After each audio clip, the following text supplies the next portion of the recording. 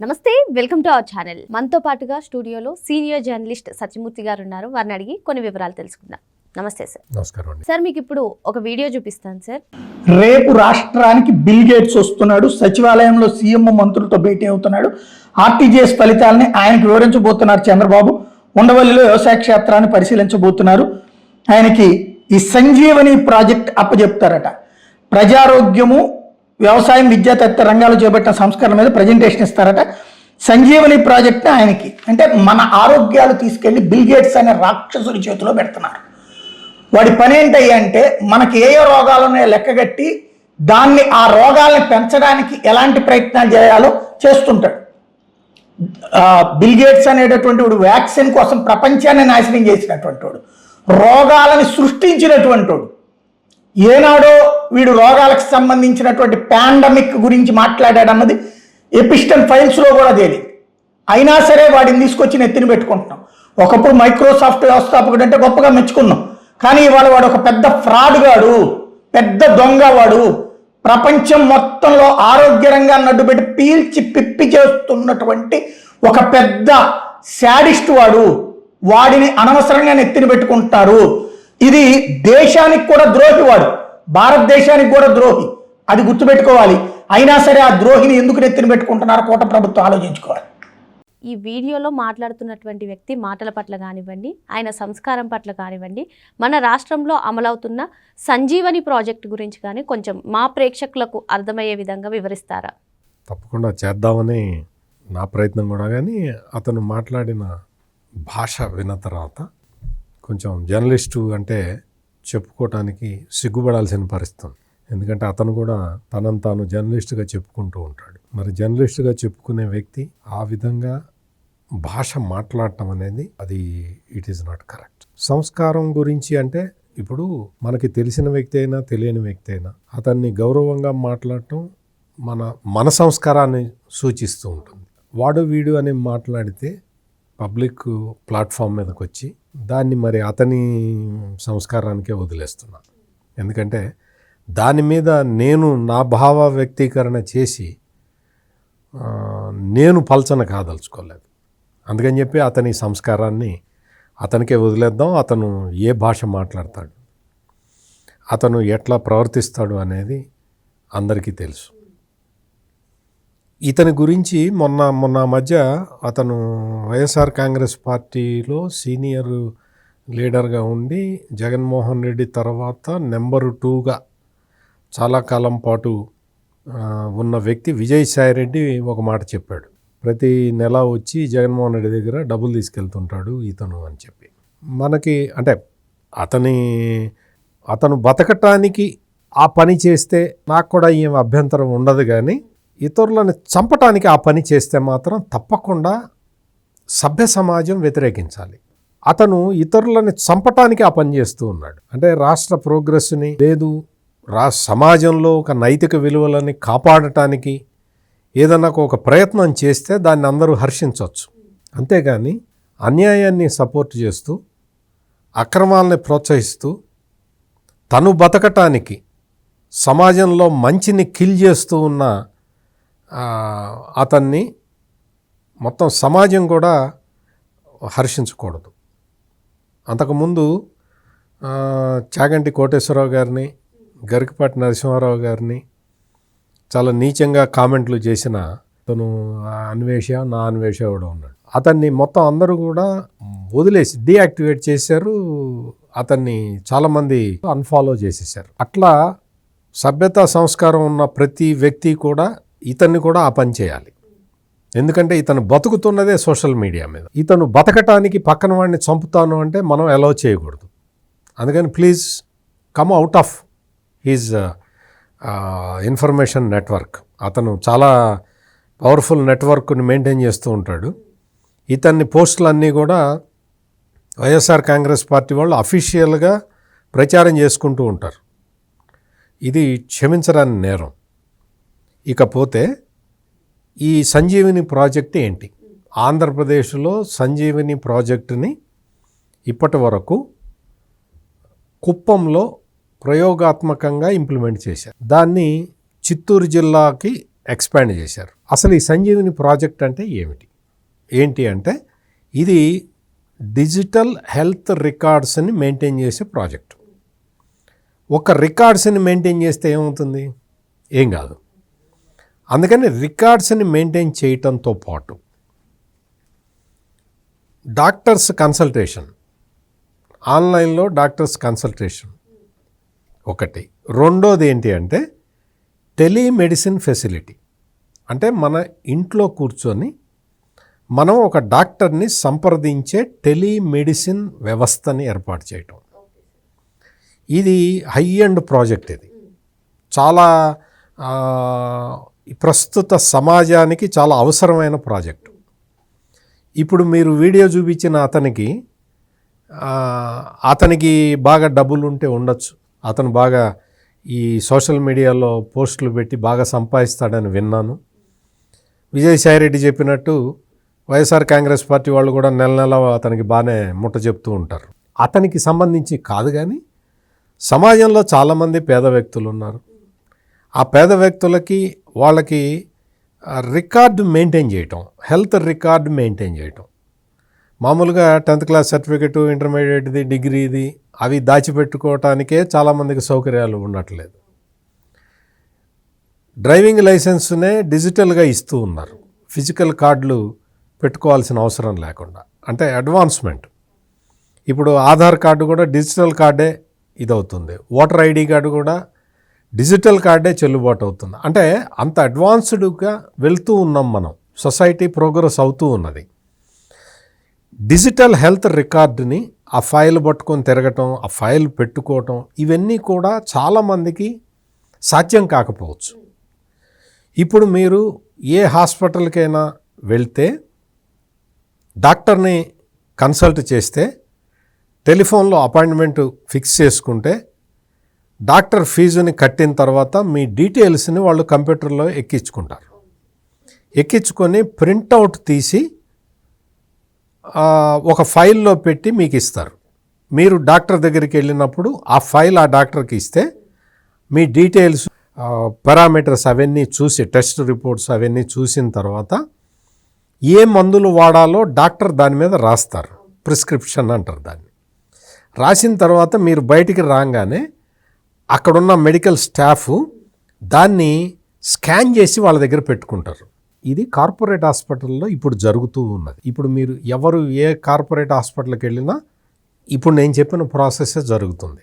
మరి నువ్వంటే బాగా బలిసినోడివి కార్పొరేట్ హాస్పిటల్కి వెళ్తావు, మరి పేదవాడి సంగతి ఏంటి? పేదవాడికి కూడా హెల్త్ రికార్డు ఉండాలి కదా, డిజిటల్ హెల్త్ రికార్డు ఉండాలి కదా. ఆ డిజిటల్ హెల్త్ రికార్డు ఉంటే ఆ ప్రిస్క్రిప్షన్ అతను కింద ఎక్కడన్నా పోగొట్టుకున్నా అతన్ని భద్రపరుచుకునే అంత శక్తి సామర్థ్యాలు ఉండవు కదా. సొసైటీలో బాగా బలిసిన ఇటువంటి ఇందాక మీరు వీడియో చూపించినటువంటి వ్యక్తులైతే వాళ్ళన్ని కాగితాలు జాగ్రత్తగా పెట్టుకోవటం, వాళ్ళకి షెల్ఫ్లు ఉంటాయి, అన్నీ ఉంటాయి, డబ్బులు ఉంటాయి, బీరువాలు ఉంటాయి. పేదవాడికి ఎక్కడి నుంచి ఉంటాయి? అవన్నీ కూడా హెల్త్ రికార్డ్స్ ఆన్లైన్లో అవైలబుల్గా ఉంటాయి. ఇప్పుడు మీరు ఒక డాక్టర్ దగ్గరికి వెళ్ళారు, మీరు ఏదో రాజమండ్రిలో ఒక డాక్టర్ దగ్గరికి వెళ్ళారు, ప్రైమరీ హెల్త్ సెంటర్కో ఎక్కడికో వెళ్ళారు. ఆ డాక్టరు రిఫరెన్స్ రాస్తాడు, రాజమండ్రి పెద్ద ఆసుపత్రికి రాస్తాడు అనుకోండి. మీరు ఆ ఫైల్ తీసుకెళ్ళడానికి మీకు కుదరదు. మీకు మీ పేరు, ఏజీ, ఆధార్ నెంబర్, ఏవో పారామీటర్స్, మీ ఫోన్ నెంబర్ ఏదో కొడితే మీ హెల్త్ రికార్డు అక్కడ డిస్ప్లే అవుతుంది. This is called digitalization of health records. అంటే మన సౌకర్యం కోసం ప్రవేశపెట్టేది. టెలిమెడిసిన్ చెప్పాను నేను. టెలిమెడిసిన్, డాక్టర్ కన్సల్టేషను మీ చేతిలో స్మార్ట్ ఫోన్ ఉంటే డైరెక్ట్గా చేసుకోవచ్చు. ఈ విధానం, సంజీవిని విధానం వస్తే, దీనికోసం అని చెప్పి ఈ సంజీవిని ప్రాజెక్టుని పైలట్ ప్రాజెక్టుగా కుప్పంలో ఇంప్లిమెంట్ చేస్తే సక్సెస్ అయితే దాన్ని చిత్తూరు జిల్లా వరకు ఎక్స్పాండ్ చేశారు. చిత్తూరు జిల్లాకి ఎక్స్పాండ్ చేసిన తర్వాత ఇప్పుడు ఏంటి అంటే చిత్తూరు జిల్లాలో కూడా సక్సెస్ అయింది. దీన్ని రాష్ట్ర వ్యాప్తంగా ఇంప్లిమెంట్ చెయ్యాలి అని ఒక ప్రతిపాదన పెట్టారు. దీనికి ఏంటి అంటే ఈ డిజిటలైజేషన్ ఆఫ్ హెల్త్ రికార్డ్స్కి గవర్నమెంట్ దగ్గర డబ్బులు మనకు తెలిసిందే, చాలా కటకటలాడుతూ ఉంటుంది. కేంద్ర ప్రభుత్వం వాళ్ళ దగ్గర కూడా అదే పరిస్థితి ఉంది.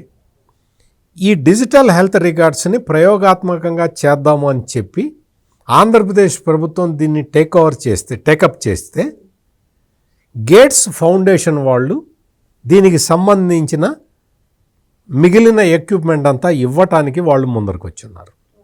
అంటే సాఫ్ట్వేరు, హార్డ్వేరు వీటికి సంబంధించి. ఇది వచ్చిన తర్వాత మెడికల్ అడ్వాన్స్మెంటే కాదు, కొన్ని పాండమిక్స్ వస్తాయి. పాండమిక్స్ అంటే అంటువ్యాధులు ప్రబలుతున్నప్పుడు, లేదు డెంగ్యూ, మలేరియా లాంటివి ఎక్కువ స్ప్రెడ్ అవుతున్నప్పుడు, ఏ ఏరియాలో ఇవి వస్తున్నాయో చూసి ఇమ్మీడియట్గా అంటే లైవ్లో వాటిని తెలుసుకొని, అంటే రియల్ టైం డేటా అంటారు, రియల్ టైం డేటాలో దాన్ని విశ్లేషించుకొని అక్కడికి అదనపు మెడికల్ టీమ్స్ని అక్కడికి పంపించటం, మందులు పంపించటం, అక్కడ ఉన్న వాళ్ళని కాపాడటం, ఇవన్నీ కూడా ఈ సంజీవిని ప్రాజెక్టులో, అంటే డిజిటల్ హెల్త్ రికార్డ్స్ మెయింటైన్ చేసే ప్రాజెక్టులో భాగం. నీకేం నొప్పయ్యా? నీకేమి నొప్పి? ఇది చేస్తూ ఉంటే అతను మాట్లాడిన మాటలు ఎంత దారుణంగా ఉన్నాయి. బిల్ గేట్స్ని వాడు వీడు అని మాట్లాడతావా?